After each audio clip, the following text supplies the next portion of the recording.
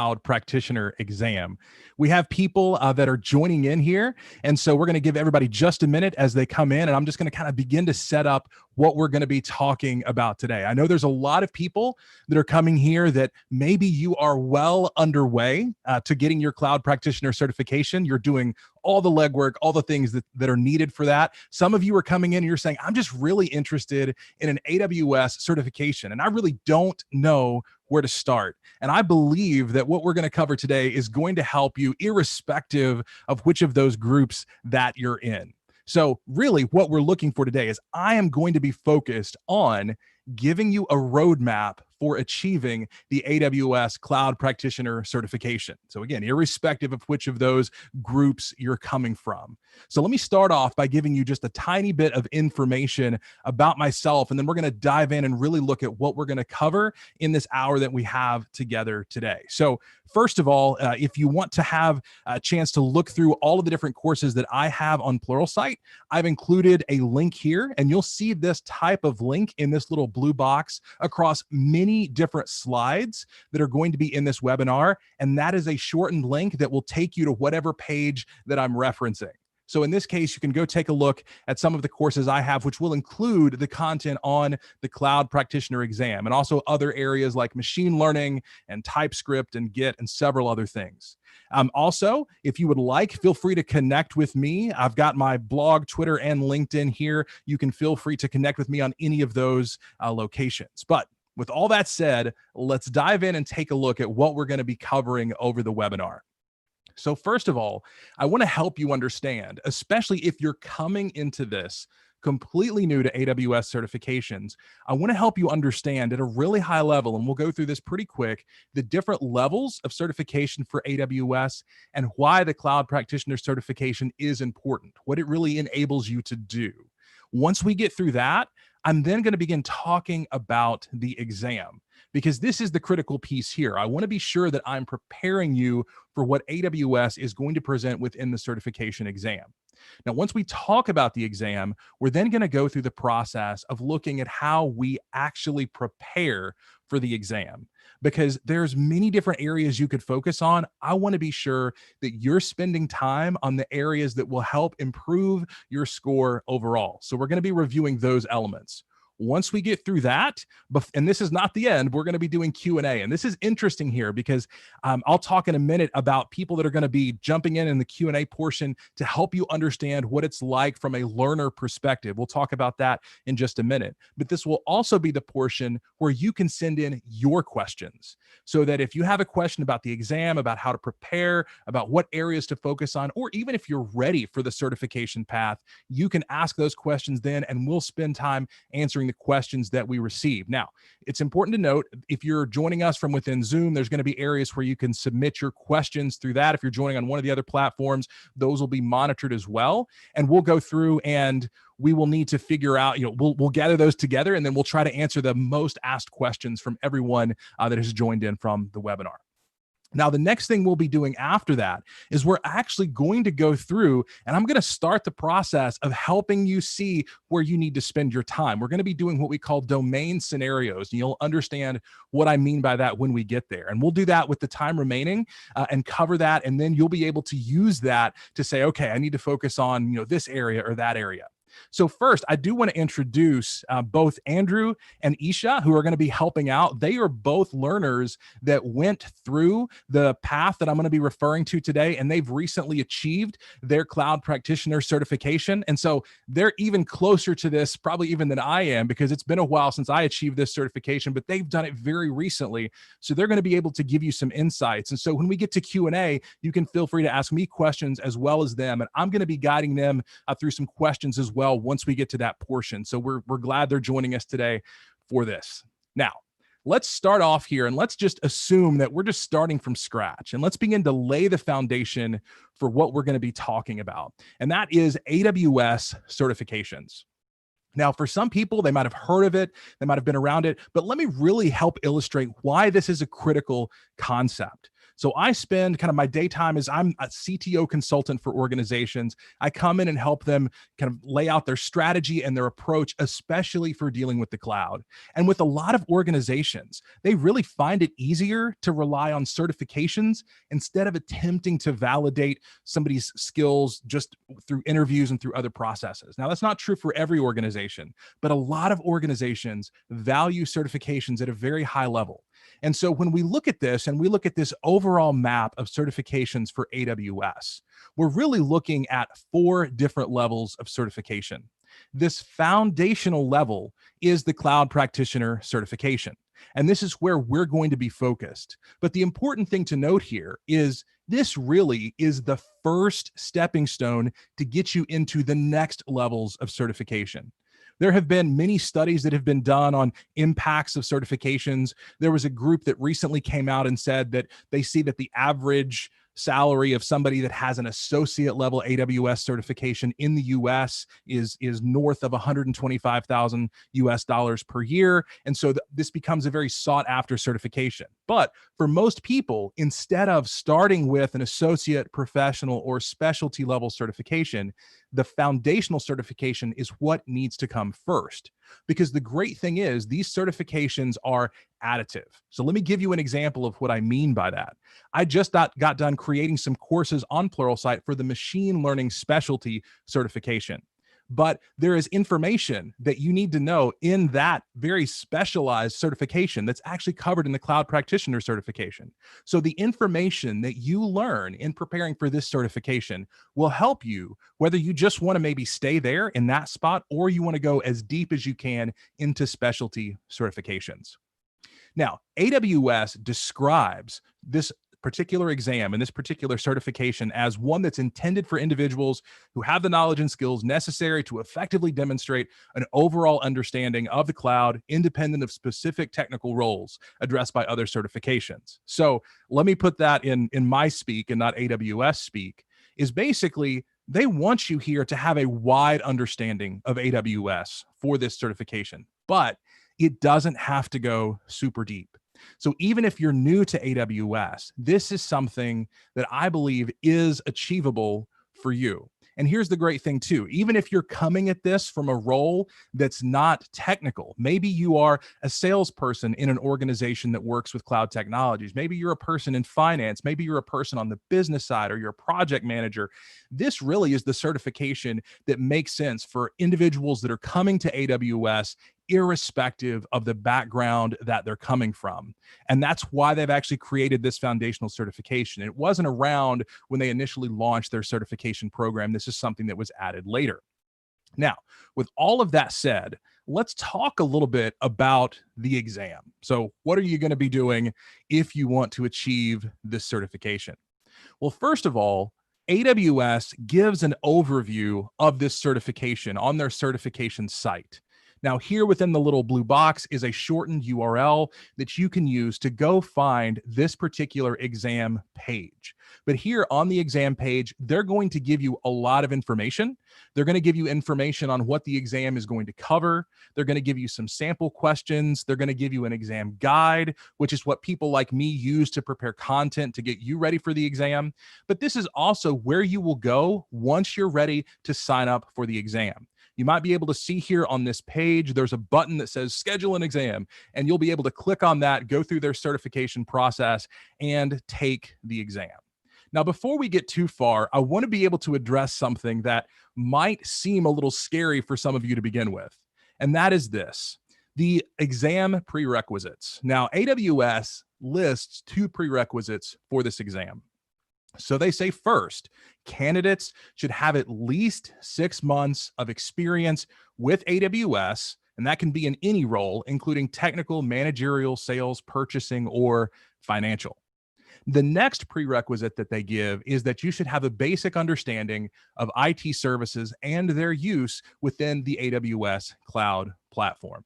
Now, in a perfect world, it's ideal if you do have 6 months of experience in working within AWS. However, I do want to assure you that you shouldn't be scared by this. If you don't have any experience with AWS, you can achieve this, and you can even do that in less than 6 months. I'm going to walk you through an accelerated process later within the webinar today to show you how you can achieve that in actually much less. So I don't want that to actually be something that pushes anyone away from working to try and achieve this certification. Now, let me give you some overall highlights of the exam. So this particular exam costs, at least in the US, it's $100. The pricing is different depending on where you're taking the exam. And they do have a practice exam that's available for $20 US. And this exam can be taken in person or virtually. Now, some of the exams previously required you to actually go into a testing center. Obviously, with a worldwide pandemic, a lot of things have changed, including the fact that at this point, I believe all AWS certification exams can be taken virtually. But depending on where you're at, when you click that button to schedule an exam, it will walk you through, based on your country, the ways that you can sign up for this exam. And if you're taking it virtually, it'll go through all the requirements that you need to meet to be able to take the exam from your own computer. It's still a proctored exam, meaning somebody will be watching you take the exam, but that can be done virtually. Next, you will get 90 minutes to take the exam, and that's going to be a decent amount of time to walk through all the questions that they have. And there are a variable number of questions, so that you'll get somewhere, you'll get a certain number of questions, and then they will occasionally add what they call beta questions that don't factor into your score, that they're testing for future versions of the test. So the exact number of questions may vary, but you'll have 90 minutes. And most of the learners that I've worked with, this 90-minute time limit is not a barrier for them. It can be with some of the more complex AWS exams, like a specialty exam, but I haven't heard from learners that that time limit was a concern when they took the exam. It is available in multiple languages. So if English is not your first language, there are, I believe, 7 different languages that this exam is supported in. And when you go in to schedule your exam, it'll actually allow you to pick the language. You'll be able to see the list and pick the language that you want to take the exam in. Now we're getting to the point where we're going to be talking about, okay, we've talked about the exam. What's actually on it? Well, they give 4 different domains that are going to be covered within the Certified Cloud Practitioner exam. The first is cloud concepts, and this makes up over 1/4 of the entire exam. This is where you need to have an understanding of just general cloud concepts. What does it mean to have infrastructure in the cloud? What does it mean to deploy an application onto the cloud? How do you interact with the cloud? And so we'll walk through in a minute what is included within that domain. Then we have technology, which is 1/3 of the exam. And this domain really covers a lot of the different AWS services that are provided on the platform. Next, we have security and compliance, which is 1/4 of the exam. And this is where you're going to walk through how you use the platform correctly, how you follow the best practices that AWS puts into place. And then we have billing and pricing, which is going to be 16% of the exam. And this is where AWS wants you to know how to effectively use the platform in a cost-efficient way and know how to check and monitor your overall costs on the platform. That's one of the things that's covered within this exam. So let's quickly go through each of these different domains and get an overview of what's covered in each of them. So when we're talking about cloud concepts, what does that mean? Well, according to AWS, there's several things we need to note here. First, we need to know how cloud platforms differ from traditional data centers. So think about the way that people traditionally deployed the data centers. Think about the way we're able to deploy with AWS and understand the difference between the two and the benefits and detriments that can come with either approach. Next, you need to understand how AWS organizes its infrastructure globally. This is where we get into concepts like AWS regions and availability zones, as well as edge locations, and understanding how those different aspects of global infrastructure are used within different AWS services. Then you need to understand how scalability differs in the cloud from traditional data centers. And thinking about, again, deploying our own applications into the cloud, what are things that we can do there from a scalability perspective that were very difficult to do within our own data centers? And next, understanding really the economics of the cloud, including the different ways that organizations classify costs for building out a large scale data center versus creating new infrastructure in the cloud that you're going to use to deploy your own applications to. Next, we're going to be looking at technology.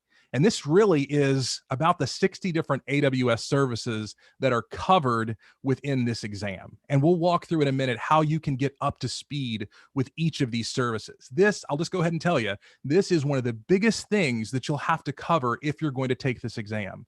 You're going to need to understand these different services that are mentioned and understand when you would use them.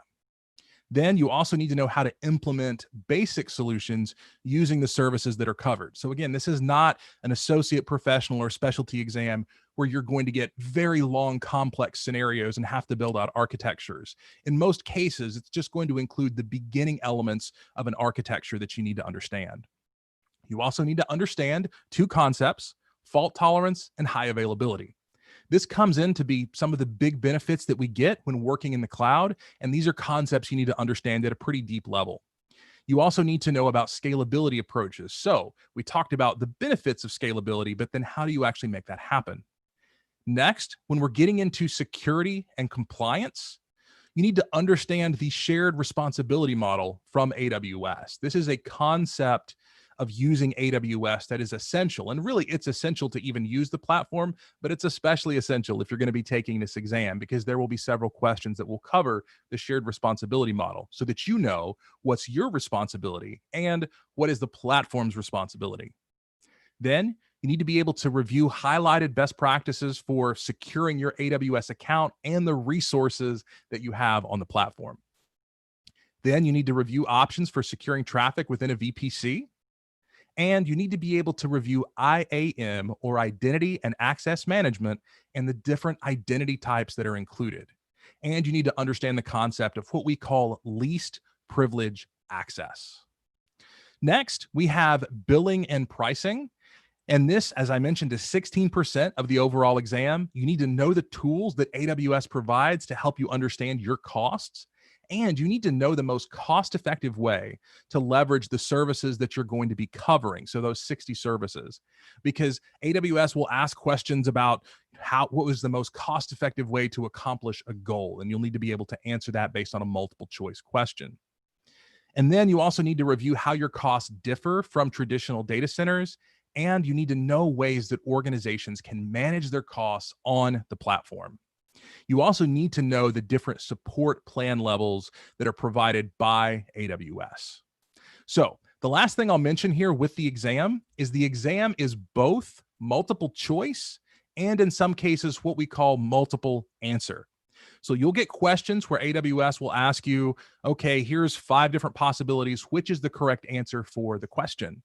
You also might get questions that say, select the 3 options that are true out of a list of 6 different options. Really, though, those are the only 2 types of questions you have to worry with on the exam. Now, I see that we have several questions coming in about the exams, and we will be getting to those in just a minute when we get to Q&A. But go ahead now, if you have questions as we're going through, feel free to submit those in to the Q&A panel, and I'll be sure that once we get to the Q&A portion that we'll go through and answer those. Now, let's talk, though, before we get to that, about preparing for the exam. Now, I'm going to give you a couple different kinds of information. Now, I've worked with several people at Pluralsight. We've put together what I believe is a great set of resources, and I'm sure several of you here probably have Pluralsight accounts already. So I'm going to show you things that you can log in and use right away to help get ready for the exam. Some of you are here and you might say, I don't have a Pluralsight account. I'm not sure if I'm going to grab one right away. That's totally good, cool too. I'm going to be giving you some resources that you can use even if you don't have a Pluralsight account. But let me walk you through what I believe is the best way to prepare for this certification exam. So first, we have a complete learning path on Pluralsight. Now, this learning path is made up of 3 video courses and 1 project. And this equals out to about 8 hours of time total. So we have 3 courses, the first being Fundamental Cloud Concepts, then Understanding AWS Core Services, and Introduction to Security and Architecture on AWS. And I teach all of these courses, and these have been designed to take you through all of those 4 different domains that we discussed when talking about the exam. And there is a project that will actually let you put these skills into practice on your own AWS account. And as a part of that, give you access to some additional study resources that we'll talk about in just a minute. And you can see here, there's a short link that you can use here within the blue box to take you directly to this learning path on Pluralsight. The next thing I want to point out is included with that path, we have services lists. As I mentioned to you, there are 60 different services that are covered. And this can be a little bit overwhelming, especially when, and let me just be totally frank with you guys, sometimes AWS marketing names services very similar names to other services. So if you're trying to know the difference between CloudWatch and CloudFront and Cloud Search, things like that can get to be a little confusing. So we wanted to provide a list of the services that you need to know, along with a very simply worded understanding of what that service does. So we've included that with the exercise files for the 2nd and 3rd course in the path. So that's Understanding AWS Core Services and Introduction to Security and Architecture on AWS. And those are meant to be resources that you might even take with you to your exam. Now, you can't take them into the exam, but you can use those to just scan over that entire list of services before you walk in. And I'll talk through in a minute how you use these resources to prepare over a specific period of time for the exam. The next thing that's designed, and here's one of the great resources that you don't have to have an account for. So if you don't have Pluralsight and you say, I still want to have help learning those 60 services and what I should do, here is a free resource that you can leverage. This is the AWS Services Quiz. This is meant to be a little quiz you can take either in your browser or on your phone that will give you the name of a service, or I'm sorry, it'll give you the description of the service, and then you'll have to come up with the name. This is designed to mimic how flashcards work. So you can look at it and try to figure out if you know the name, and then you can check and see the answer. Now, here's the great thing with this quiz. It will let you know at the end how you did. And if there's areas where you need to go back and study, it will give you a link to the courses, to the specific clip within the path that taught that specific item. So you can just click on those links directly from there and go in and get a refresher on that particular service. The next thing that we've provided is this concept of guided notes. Because we know that when you're watching a video course, sometimes it can be hard to soak all of that information in, especially if you're on maybe hour 2 or 3 of watching at a given point in time. You're going to forget things. All of us will. So that's why it's important to be able to capture some information that you're watching in another form. And that here is what we're doing with guided notes. With guided notes, you can take notes on how you're doing within the specific areas, any questions you have, as well as areas where we're actually guiding you to write down information from that particular clip so that you can use this as a study resource later. So if you go through all of these video courses and you feel like you're getting the information, if you sit down and you actually write this information out as you're doing it, this will become a great study resource for you. Now, the next thing we've included is a set of learning scenarios with each and every module in this entire path. Now, here's the great thing. I'm going to walk you through some sample learning scenarios at the end of this webinar. So you're going to get to start learning before this webinar is even over to help you get ready to take the exam.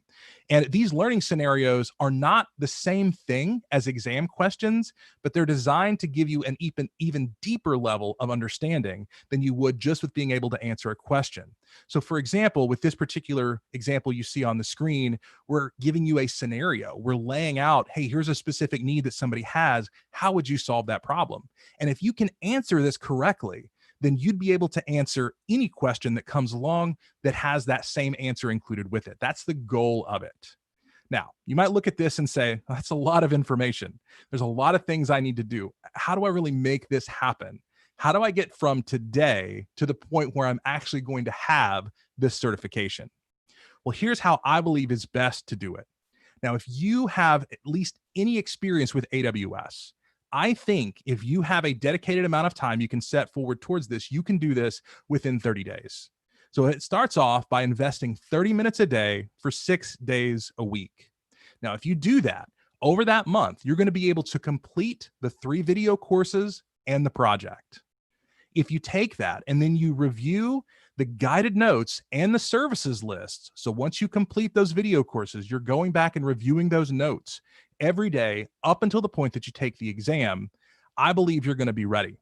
Now, the other thing you can do, and this is totally optional, you can choose to take the practice test that AWS provides. Again, there is a fee associated with that, but you can go in and take that practice test before investing in taking the full exam.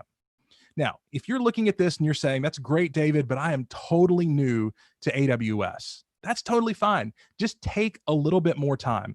But what I would encourage you to do is to set a time window that you're going to operate into. If you don't, you might have a habit of just stretching this out. Commit to trying to get it done within a specific period of time. I believe that even if you're not from a technical background, you're going to be able to get in and understand this material and be able to take the certification exam and do very well.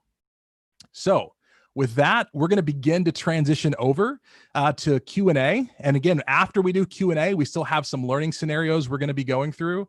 But I wanted you guys to hear from somebody other than me, because as I mentioned, I took this certification exam quite a while back, but I continually work in the platform and have been preparing content at Pluralsight on it for some time. But Andrew and Isha have recently studied through the Pluralsight path. They have taken it and passed their certification. And so I wanted to get some insight from them to share with you guys during this webinar. So just out of curiosity, Andrew, I'll start off with you. What was your experience with AWS before you took this certification exam?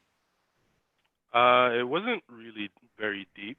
I worked as a support manager for Symantec, which is now a part of Broadcom. And, we did have some deployments in AWS for the services that we ran. So as a support manager, speaking with a lot of backline engineers and architects that provided the services or the designs, sometimes I found myself being very lost, even though I was from a technical background.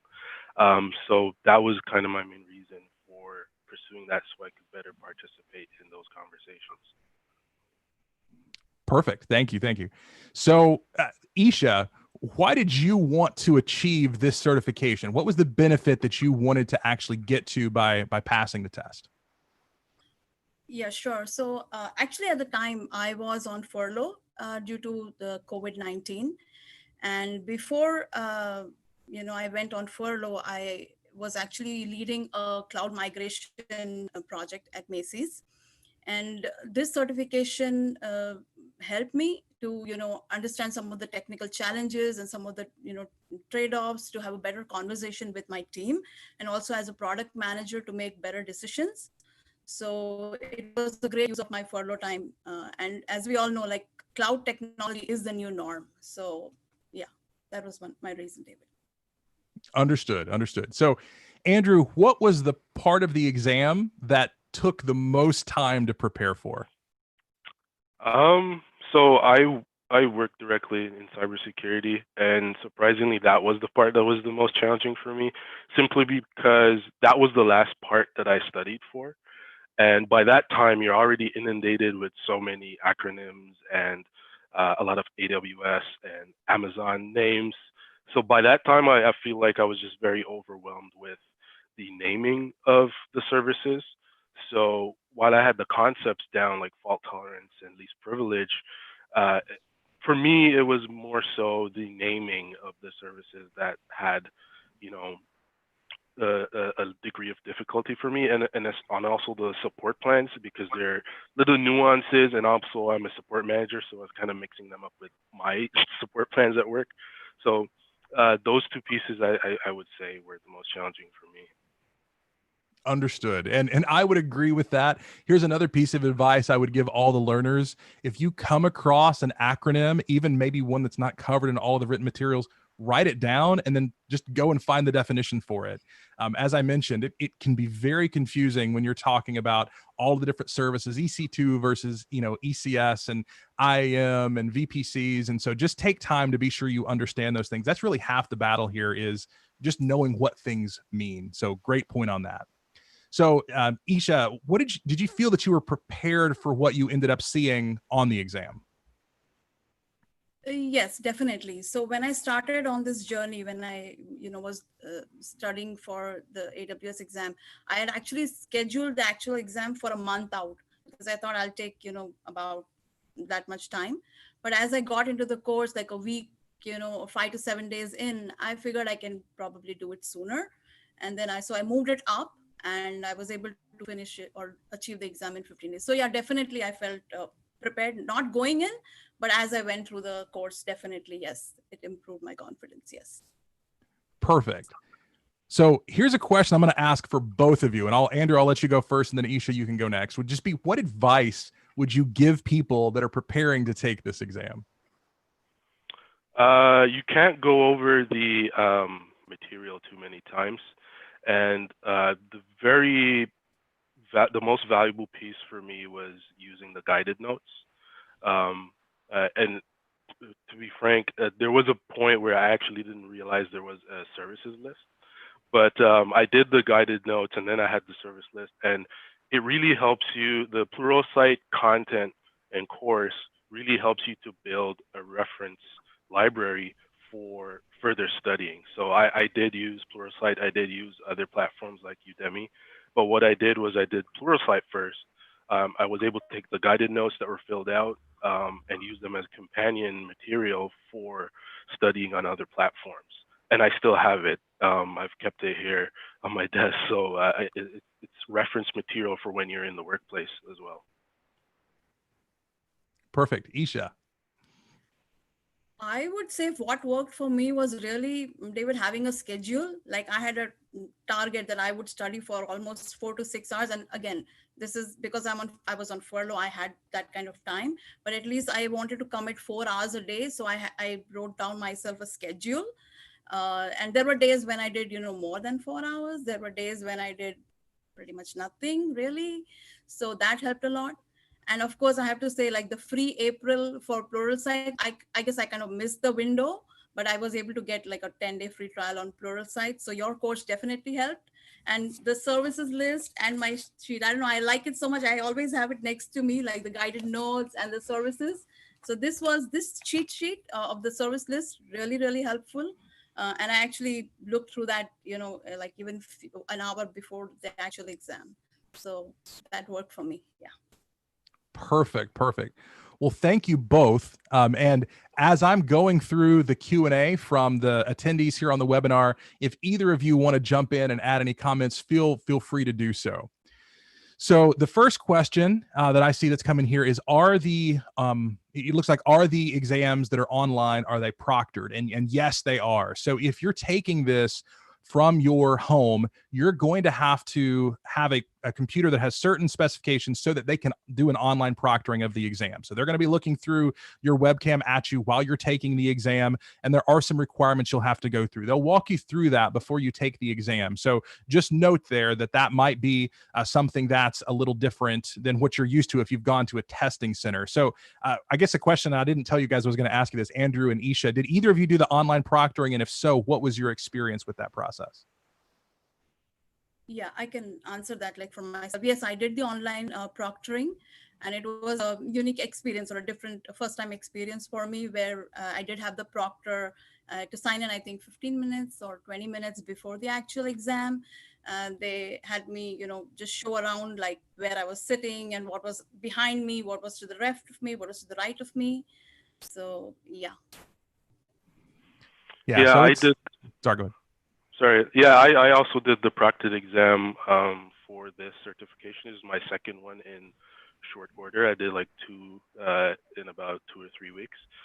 But it's the experience will vary a little bit between the two of them. But as long as you prepare your space ahead of time and have all the technical tests done before, the only challenge I had was I'm kind of a fidgety person when I'm writing exams. So the proctor will come and tell you, oh, you can't have your hand at your mouth. You can't, if you look, depending on your camera, if it looks like you're looking away, they will kind of ping you and say, hey, keep your eyes on the screen. But apart from that, I got like 2 warnings, but it was really simple stuff.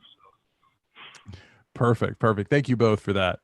So the next question I have on here is, what is the validity of this exam? Will we need to review it over time? So yes, all AWS certifications have a specific period of time. I believe that this is a 3-year period of time. Once you take the cloud practitioner exam, it's much longer than what you get when you do the specialty exams, for example. So the information in the exam, though, is always changing. So when you go to renew it, there will be some new information that you'll need to pick up on, but it's much longer than some certifications. I know there's some advanced certifications in other areas of the cloud or of technology in general that are, maybe 6 months, 12 months. This isn't that. These are much longer certifications. The next question is, what is the difficulty level of the exam on a scale of 1 to 10? So I'll give my opinion, and then Andrew and Isha, feel free to give yours as well.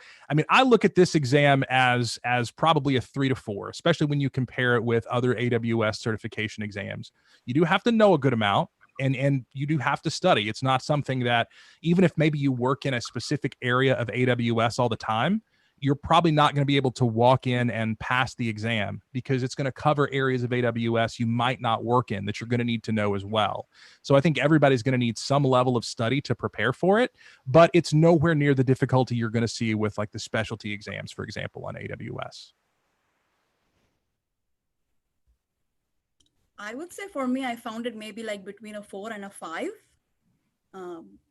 Yeah, so it wasn't too easy, but it wasn't too hard either.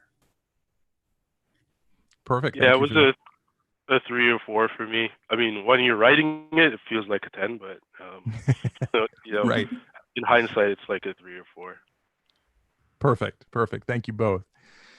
So it's the next question here is hands-on required, or can you just read about it and be able to go through and pass the exam? And this is a great question. So I would say here that hands-on can help, but it's not required. So you don't have to go through, for example, and know all the steps to set up like an auto scaling group on EC2. That's very beneficial when you're doing an associate level certification, to actually go through those steps and know them. But that's not the same type of question that we're going to have on this exam. I think here, if you read about it and you understand at a theoretical level, that's going to be able to get you through the exam. However, we did add the project that's included to help you work with S3 and CloudFront. That's a part of the path now. And I think that just helps cement some of this information for you. Just helps it really kind of resonate in your mind so that you don't forget it. But I don't think it's required for this particular certification. Yeah, and David, I think especially with the AWS free tier, like you said, it helps to cement and actually do the projects. It kind of helps ground some of the concepts that we're learning. For me, that was how I felt. Awesome. Perfect. So the next question I see here is, how do we get the guided notes? I tried to look for it in the Pluralsight course, but not finding it. And this is a common question.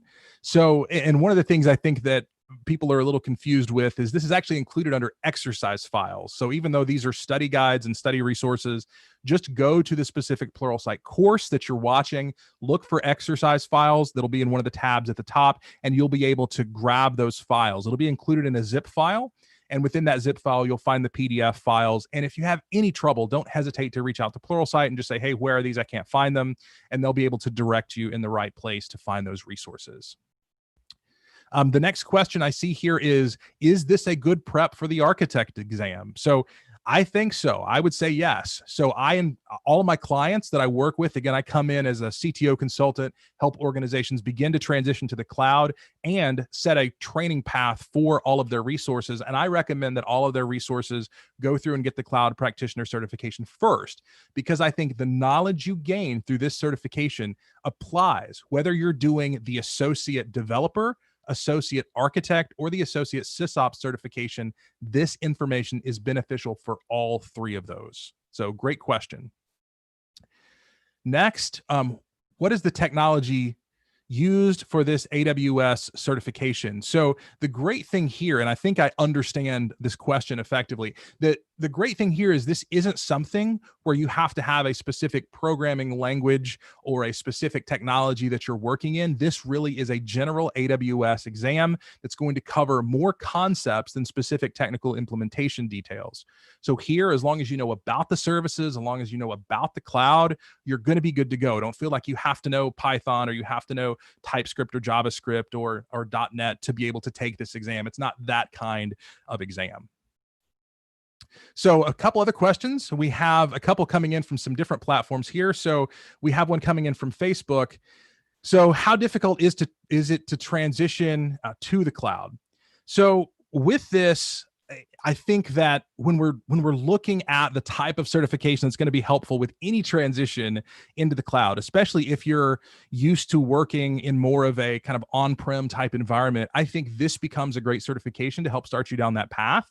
There's a lot more specific things you'll need to do as a part of that. As I mentioned, that's kind of part of my day-to-day role is helping organizations through that process. But I think having a general knowledge about what's possible in the cloud is really the first step here. You need to understand what those differences are, and I think this is the path that would help you get there.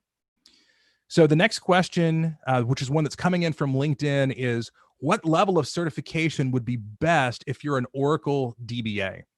So if this is the path you're looking to take, I would recommend starting with this certification, which is the Cloud Practitioner certification. You'll want to end up at the Database Specialty certification. But that's going to take you through a couple of steps. And this is the best first step to take, especially if you're new to the platform, because you will be introduced to services like RDS, which is Relational Database Service on AWS, which includes Oracle. And this becomes a great way to be able to launch Oracle workloads in the cloud in a fairly managed approach. So this is still a great certification to start off with. So again, I appreciate the questions. If people want to keep sending them in, if we get to the end here and we have some more time, I'll try to jump into some additional questions. But what I want to do now is I want to just be able to walk you through some different scenarios. And the purpose of this is when we think about those 4 different domains, I want to help you know where you need to focus. If you're already on this path, if you're already trying to figure out if you're ready to take the exam, I want to give you some different scenarios to help walk you through this. So first, let's look at cloud concepts. Now, this overall cloud concepts is going to be covered in the first course in the path. You can see here in the blue box the link that you would actually click on to get to this specific course. But let's go ahead and work through this particular scenario. And so the way these scenarios work, we actually take someone in a real position. So in this case, we're going to have Tim, and his company serves content through their sites to users all over the globe. And they're looking to optimize performance for their users, irrespective of where they're coming from around the world. They want to use a content delivery network, or CDN. And in this case, which element of the AWS global infrastructure will be used in this case? So if you get a question like this on the exam, they're really trying to tie together the concept of a content delivery network to something called AWS Edge locations. So there are 3 different types of infrastructure that we think about with AWS. And I mentioned them earlier: regions, availability zones, and edge locations. And edge locations are what enable you to use a service called Amazon CloudFront to send your content out all over the world using those edge locations. So this is an example scenario. We'll do one more from this particular domain. And this one is following someone named Jennifer, who's the CTO at an insurance company. And they're considering moving to the cloud instead of doing what they're currently doing, which is they're co-locating servers, meaning they're putting their own servers in somebody else's data centers. They want to make sure that they have maximum control of their cloud servers. So in this case, which cloud computing model would they need to leverage? Now, here's what we're talking about. When we're looking at the cloud and we're thinking about cloud workloads, this is where we get into some different acronyms like software as a service, platform as a service, functions as a service. And the one we're talking about here is infrastructure as a service, IaaS. This is what basically lets us run in our own data centers or run a server in the cloud just like we were running it in our own data center. So let me go ahead and push through. We're going to go ahead and skip over this next one just from time perspective. And the next domain that we're going to talk about here is technology. Now, technology covers a lot in this exam. That's the reason that it is a third of the entire exam. And one of the big pieces here is understanding the 60 different AWS services that are included. And so as a part of that, we're going to have some questions that are tied to that. But this is really covered in the Understanding AWS Core Services course, which is the second course in the path. So if we walk through this, here's a sample scenario. Elaine launched a site that offers daily tutorials for developers. And in this case, she's using S3 to store the assets needed per tutorial. Now, these assets are very popular within the week that the tutorial is launched. So she gets a big influx of traffic in that week. But then after that, people don't really go back to it. This really is something that's only popular the week that it's released. So how could Elaine reduce her costs while maintaining what we call data durability, making sure that somehow her data doesn't get compromised or damaged and eventually lost in the cloud? Well, here's a good example of where you need to tie multiple concepts together. Here we're talking about cost and we're also talking about technology. So here, this would be a situation where you could use the life cycle rules with Amazon S3, and you can use the S3 standard infrequent access storage class to make this work. And this is where, when we think about this exam, this gives you an example of some of the kinds of questions that might be a little bit more detailed than what you might expect. There are some areas that you need to understand very well, and S3 is one of those core services that you need to understand, including all of the different storage classes that are provided, because you'll get questions like this where you need to match a user and their need to a specific functionality of the platform. Let's do one more in this particular domain as well. So in this case, Jessie created a list of onboarding steps for new customers for the new app that her company has launched. Now, these steps detail integrations with CRM. It's going to send emails out to the user. It's going to integrate in with their analytics platform. Now, she's worried about the time that it's going to take to build all of this from scratch. So, is there an AWS service that can help with this approach? Well, one of the great things about things that are quote unquote serverless on AWS is you can use Lambda, and in this case, you can use an orchestration service called AWS Step Functions to tie together workflows like this. Workflows where you're going to need to take multiple steps that are dependent on previous steps and maybe even have wait times in between. So that's another service that you need to be familiar with. We'll skip over this next one just from a time perspective. And next, we'll talk about security and compliance.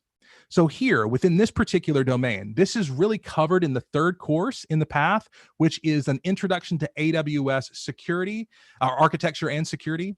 And here, we're going to walk through a scenario with Edward. And he's working for a startup that they're building a mapping visualization tool. And in this case, their EC2 servers, which is Amazon Elastic Compute Cloud, that's what EC2 stands for, needs access to data stored within their S3 buckets. In this case, he's using a user that he created in IAM for the servers, and he's uploaded those keys directly to the server.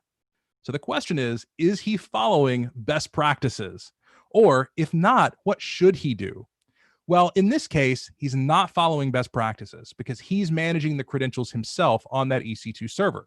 So what could he do? Well, in this case, he could use an IAM role with EC2, which will take care of managing those credentials for him, and that will allow him to follow some security best practices for his cloud-based infrastructure. Okay, one more in this domain. So next we have Jane, and Jane's company is dealing with sensitive information from its users. And in this case, they have reasonable policies in place for the data they're actually storing within Amazon S3. But she's worried, what if somebody goes in and changes those policies? Even though we're trying to have least privilege access, what do we do? She's also worried about a breach happening, which we all should be. This is all something when we're dealing with cloud infrastructure we need to keep in mind. So what service should she use? Well, in this case, a service called Amazon Macy can help scan for the kind of things that you would be concerned with related to a breach or related to access settings for specific data that doesn't match what it should match, given the sensitivity of the data. Okay, we'll skip over this next one. And next, we're going to go here to the last of the 4 domains. And this is around billing and pricing. Now, billing and pricing is actually covered a little bit across all 3 of the video courses. It's going to start off in the first course, really helping to cement cloud economics, but then it will continue on throughout each of them. So I've put the link here to the first course in the path, but you'll need to go through and actually review that. So, and I see someone here actually posting a question, which was, what was the shortcut to the security section of the study material? Let me go back and actually include that here. That's going to be, one second. That's going to be here, which is the tuck.cc/AWS CCP3. So thanks for sending that question, and I'll leave this up for just a minute.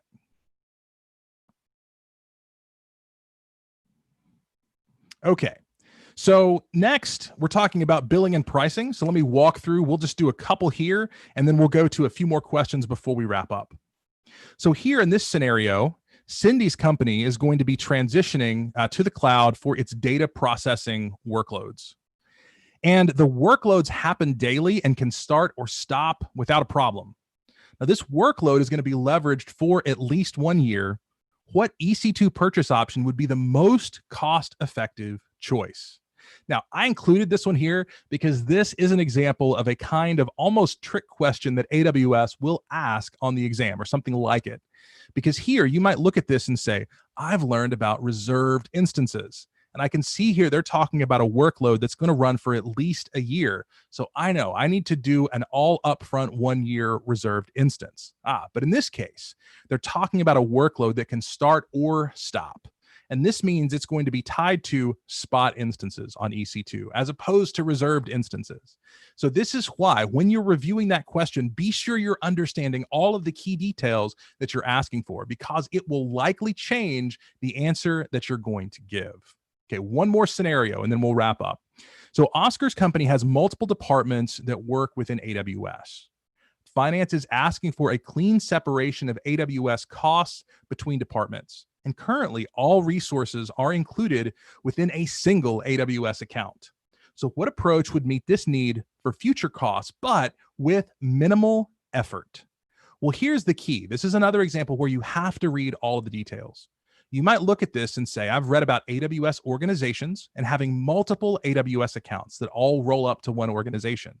However, in this case, it's saying with minimal effort and everything's already in one account. And so in this particular case, the easiest way is to create and leverage a tag for each of the different departments, as opposed to using different accounts with AWS organizations. So that gets us through the examples that I have here. Now, one of the great things about the course is that these types of scenarios are included with every single module in the entire path. So you can gain this kind of information, which will be helpful once you get to the point of preparing to actually go in and take the exam. And you can include your notes within the guided notes for each of those. Now, one question I did want to answer, because we had this come in, and I think this is something that both Andrew and Isha can give some good insight on. Somebody's asking, what do you do to prepare for the online proctored exam? Like, what are the steps that somebody should take so that they're ready to sit down and take the exam at the specific point in time? Definitely run the technical test as early as possible. Based on I believe it's through Pearson View's website. So make sure you do that not on the day you're writing the exam. I wrote all my exams like at 11 a.m. my time. So, depending on when you write it, you might have time, but I would make sure not to do it on the day. Also try to have a workspace that is as clean and as free of stuff as possible. I was fortunate enough to have a room that didn't have a lot in it at the time, so it was basically just a desk and my laptop. I have a dual screen setup, and I just put those to the back of the room and turn the screens towards the wall. If there's a window, keep it closed because you want to cut out road noise and all that kind of stuff. But the app that you use to sign up for the proctored exam is pretty straightforward. It tells you what to do. So I pretty much just went in with my ID and the laptop, make sure it's charged ahead of time, so you have minimal cords all over the place. I took away all my peripherals, so my keyboard, mouse, all that stuff was away. But the app gives you a pretty good guidance, and if there's anything that is not taken care of, the proctor will do it before the exam is delivered. So. Yeah, and I would say to everything that Andrew said, just make sure there are no people or kids running around because that could be a disqualification. So I woke up really early for the exam just to avoid that. So yeah, thank you.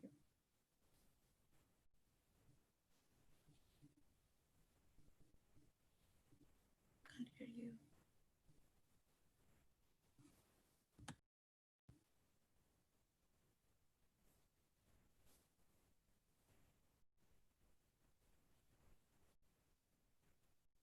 Oh, sorry about that. I realized I was muted there.